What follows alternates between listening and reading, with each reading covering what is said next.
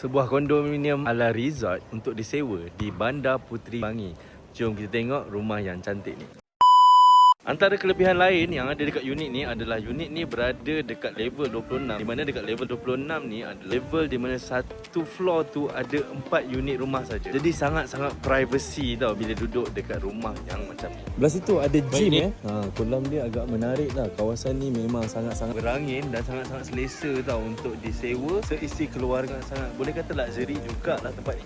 Okay, ini bahagian facilities dia. Kalau kita boleh nampak dekat sana ada playground kanak-kanak, kat sini ada basketball court, dekat sana ada taman kolam permainan untuk kanak-kanak dan juga dekat sana ada kolam besar. Okay, kita boleh nampak kat sana tu ada McD lah, ada CS Brother lah, ada macam-macam Star Grocer. Bangi Wonderland apa semua pun ada dekat situ je. Dekat sangat dengan tempat. Kalau nak ke Kuwait, nak ke UKM Bangi dah 25 minit macam tu. Nak ke Bandar Seri Putra pun 10 minit je. Sangat-sangat sesuai lah untuk keluarga yang nak menginap sebab semua kemudahan tak jauh daripada sini. Baik, ni dia punya gymnasium ya.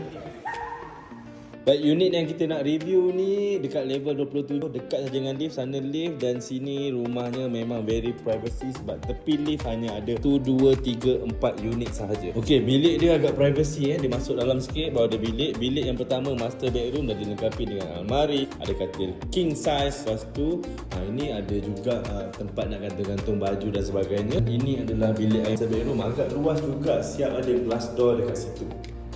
Okay, rumah ni dia punya saiz dia 969 kaki persegi. Punya 3 bilik dan juga 2 bilik air. Ada beberapa perabot yang disediakan dan ni belum lagi, tapi nanti owner nak pasang kabinet. Ada mesin basuh dan kita tengok juga dekat dalam bilik dia. Di sebelah ni ada toilet dekat sini. Toilet ni dah dilengkapi dengan water heater dan ada 2 bilik. Bilik pertama dan bilik kedua. Yang ini bilik dia ada satu single bed, ada almari, ada meja kecil kat sini. Dan juga bilik ini ada satu queen size bed, ada almari, ada meja kecil dekat sini. Juga ini ada makeup punya almari. Balkoni dia agak luas owner dah sediakan sekali penyangkut baju dan ini adalah pemandangan yang kita akan nampak daripada unit ini.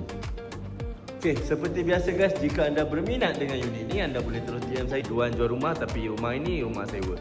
Assalamualaikum, bye bye.